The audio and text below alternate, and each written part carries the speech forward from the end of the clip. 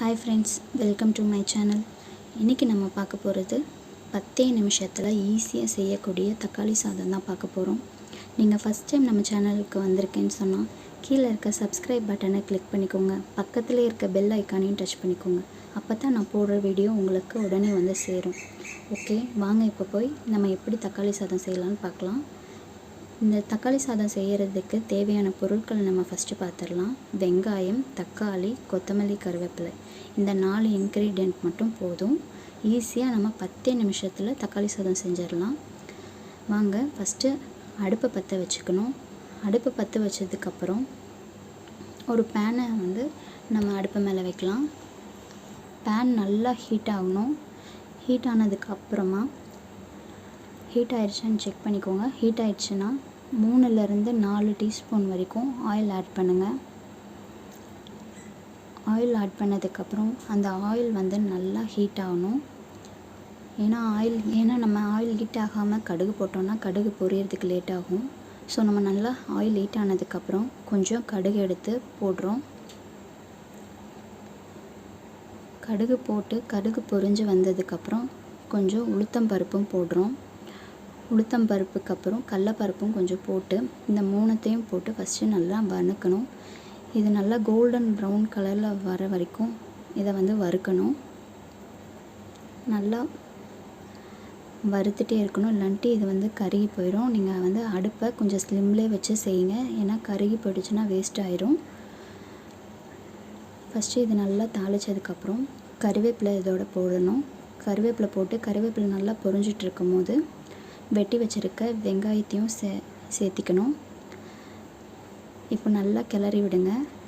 வெங்காயம்லாம் தனித்தனியாக பிரிஞ்சு வரணும். பிரிஞ்சு வந்து நல்லா கோல்டன் ப்ரௌன் கலரில் வரணும். அது வரைக்கும் நல்லா வெங்காயத்தை வதக்கி விடுங்க. அடுப்பை வந்து மீடியம் ஃப்ளேம்லேயே வைங்க, ஜாஸ்தியாக வைக்காதீங்க. ஜாஸ்தியாக வச்சிங்கன்னா கருகி போயிடும். ஸோ மீடியம் ஃப்ளேம்லேயே வச்சு நல்லா வதக்கி விடுங்க. இது நல்லா வதக்கிட்டே இருக்கும்போது நெக்ஸ்ட்டு நம்ம வெட்டி வச்சுருக்க தக்காளியையும் இதோடு சேர்த்திக்கலாம். தக்காளியை ஆட் பண்ணதுக்கப்புறம் தக்காளி நல்லா வந்து இதோடு மிக்ஸ் ஆகி வெந்து வரணும். அது வரைக்கும் தக்காளியை நல்லா வதக்குங்க. தக்காளி நல்லா வெந்து வரும்போது நம்ம கொஞ்சோண்டு கொத்தமல்லி மட்டும் நடுவில் ஆட் பண்ணிக்கலாம். நல்லா வதக்கி விடுங்க. நல்லா தக்காளி இதோட மிக்ஸ் ஆகி வதங்கி வரணும். நல்லா கிளறி விட்டுட்டே இருங்க. நான் திரும்ப சொல்கிறேன், ஸ்டவ்வை வந்து நீங்கள் மீடியம் ஃப்ளேம்லேயே வைங்க, ஜாஸ்தி வைக்காதீங்க. அதுக்கப்புறம் இதுக்கு தேவையான அளவு உப்பு போட்டுக்கோங்க. நீங்கள் சாப்பாட்டில் உப்பு போட்டிருக்கேன்னு சொன்னால் இதுக்கு அளவாக உப்பு போட்டுக்கோங்க. நீங்கள் சாதத்தில் உப்பு போடாமல் செஞ்சுருக்கீங்கன்னா இதுக்கு கொஞ்சம் ஜாஸ்தியாகவே உப்பு போட்டுக்கலாம். நான் வந்து சாப்பாட்டில் உப்பு போட்டிருக்கேன், ஸோ இதுக்கு நான் அளவாக போட்டுக்கிறேன். நெக்ஸ்ட்டு பார்த்திங்கன்னா மஞ்சள்தூள் ஆட் பண்ணுறேன். ஒரு 1/4 டீஸ்பூன்லேருந்து 1/2 டீஸ்பூன் வரைக்கும் மஞ்சள்தூள் ஆட் பண்ணிக்கலாம். உப்பும் மஞ்சத்தூளும் போட்டதுக்கப்புறம் நல்லா வதக்கி விடுங்க. ஏன்னா தக்காளி சீக்கிரம் வதங்கணுன்னா நம்ம உப்பு போட்டால் தான் சீக்கிரம் தக்காளி வதங்கும். அதனால தான் நம்ம ஃபஸ்ட்டு உப்பு போட்டுறோம். இப்போ மஞ்சத்தூளும் போட்டு ரெண்டுத்தையும் நல்லா கிளறி விடுங்க. தக்காளியெல்லாம் உடச்சி விடுங்க, அப்போ தான் சீக்கிரம் வதங்கும். நல்லா உடச்சி விட்டு நல்லா கிளறுங்க. நமக்கு சீக்கிரம் வெந்து வந்துடும். அடுப்பை வந்து பார்த்து மீடியம் ஃப்ளேம்லேயே வந்து கண்டினியூ பண்ணுங்கள், ஜாஸ்தி வைக்க வேண்டாம்.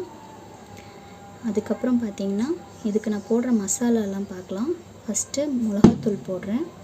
மிளகாத்தூள் வந்து 1/2 டீஸ்பூன்லேருந்து ஒரு 3/4 டீஸ்பூன் வரைக்கும் நான் மிளகாத்தூள் வந்து ஆட் பண்ணுறேன். நீங்கள் உங்கள் காரத்துக்கு தகுந்த மாதிரி காரம் சேஞ்ச் பண்ணிக்கோங்க. நான் இந்த குவான்டிட்டிக்கு ஒரு 1/2 ஸ்பூன் போதும்னு போடுறேன். நெக்ஸ்ட்டு கரம் மசாலா ஒரு 1/2 டீஸ்பூன் போடுறேன். கரம் மசாலா போட்டதுக்கப்புறம் சீரகத்தூளுக்கு வந்து ஒரு 1/4 டீஸ்பூன் போடுறேன். சீரகத்தூள் அதே அளவுக்கு மிளகுத்தூளும் போடுறேன். இந்த 4 மட்டும்தான் நான் ஆட் பண்ணுறேன். இதை ஆட் பண்ணதுக்கப்புறம் நல்லா கிளறுங்க. நீங்கள் கிளறும் போதே தெரியும், அந்த தக்காளி வெங்காயத்தோட அந்த எண்ணெய் திரிஞ்சு வர்றது நல்லாவே நீங்கள் பார்க்கலாம். ஸோ நல்லா வதக்கி விடுங்க. நல்லா வணக்கிக்கிட்டே இருங்க. அந்த நல்லா வணங்கி அந்த எண்ணெய் வந்து பிரிஞ்சு வரணும். அந்த அளவுக்கு நல்லா வணக்குங்க. இது வணக்கிட்டே இருக்கட்டும். அதுக்குள்ளே உங்ககிட்ட ஒரு ரெக்வெஸ்ட், நீங்கள் நம்ம சேனலுக்கு ஃபஸ்ட் டைம் வந்திருக்கேன்னு சொன்னால் கீழே இருக்க சப்ஸ்கிரைப் பட்டனை கிளிக் பண்ணிடுங்க. பக்கத்துலேயே இருக்க பெல் ஐக்கானையும் டச் பண்ணிடுங்க. அப்போ தான் நான் போடுற வீடியோ உங்களுக்கு உடனே வந்துகிட்டே இருக்கும். இது நல்லா கிளறி விட்டுட்டே இருங்க. இது நல்லா எண்ணெய் பிரிஞ்சு வந்ததுக்கப்புறம் நம்ம வச்சுருக்க 1 கப் சாதத்தை இதில் போடுங்க.